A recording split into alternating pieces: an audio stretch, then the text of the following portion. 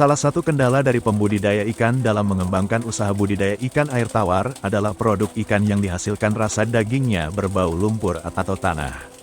Rasa bau lumpur pada daging ikan dapat menyebabkan menurunnya daya beli masyarakat.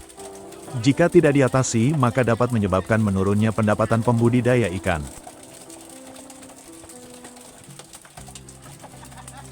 Bau lumpur tidak hanya terjadi pada daging ikan patin, tapi juga ditemukan pada beberapa ikan seperti ikan lele, ikan emas, gurame dan nila. Bau lumpur pada daging ikan atau dikenal sebagai off flavor disebabkan oleh kondisi perairan yang digunakan untuk budidaya terlalu subur. Dua senyawa kimia yang merupakan penyebab utama bau lumpur pada ikan adalah geosmin dan 2-metilisoborneol. Kedua senyawa ini adalah metabolit samping yang dihasilkan oleh mikroorganisme terutama dari kelompok alga hijau biru, jamur dan bakteri.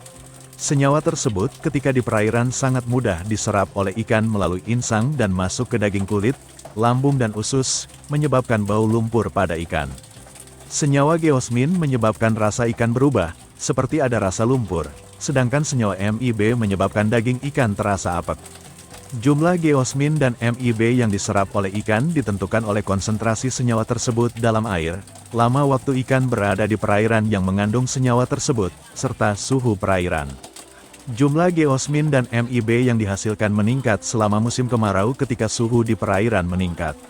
Meningkatnya populasi mikroorganisme yang menghasilkan geosmin dan MIB disebabkan oleh pemberian makan dan pemupukan tanah dengan menambahkan nutrisi ke kolam ikan. Pakan yang tersisa yang tidak dimakan dan terakumulasi di perairan menyebabkan air menjadi subur bagi pertumbuhan mikroorganisme.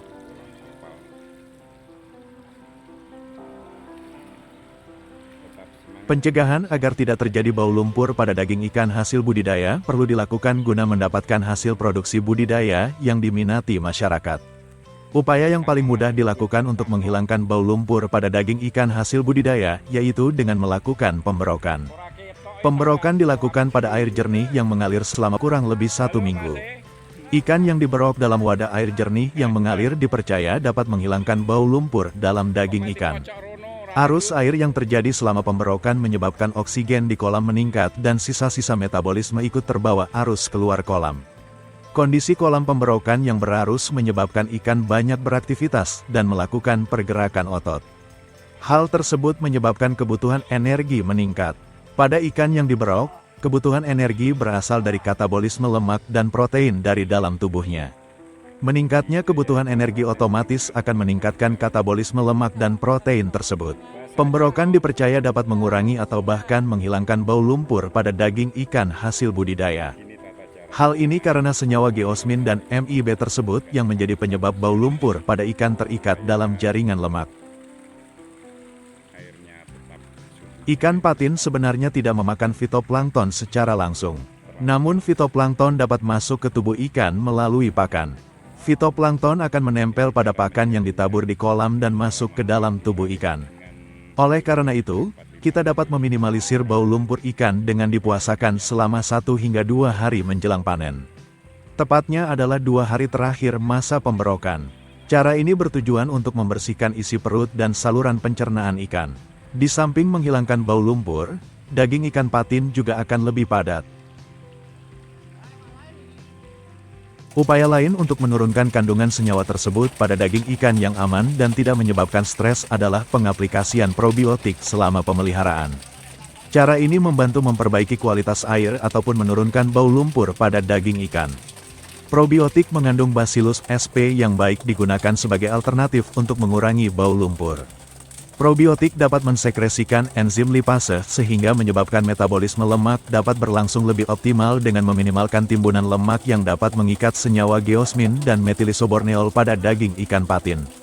Pengaplikasian probiotik sebaiknya harus berkelanjutan. Disarankan baik digunakan pada umur budidaya menjelang panen atau saat ikan berukuran konsumsi sehingga hasil yang diperoleh bisa efektif. Tindakan tersebut untuk menjaga kualitas mutu daging ikan patin tetap dapat diterima pasar dengan harga yang sesuai tanpa adanya bau lumpur atau tanah. Meskipun bau lumpur pada daging ikan dapat diatasi, namun lebih baik apabila bau lumpur tersebut dapat dicegah dan dihindari. Pencegahan bau lumpur pada daging ikan yang mungkin dilakukan adalah dengan melakukan cara budidaya ikan yang baik.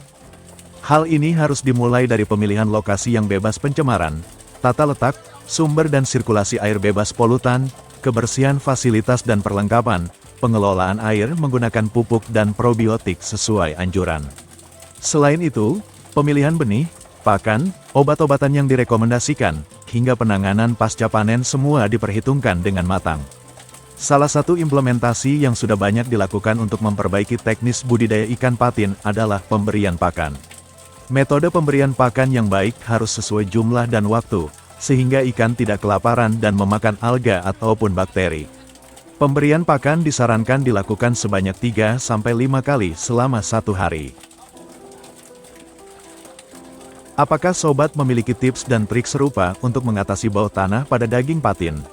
Atau ada pertanyaan seputar budidaya ikan patin?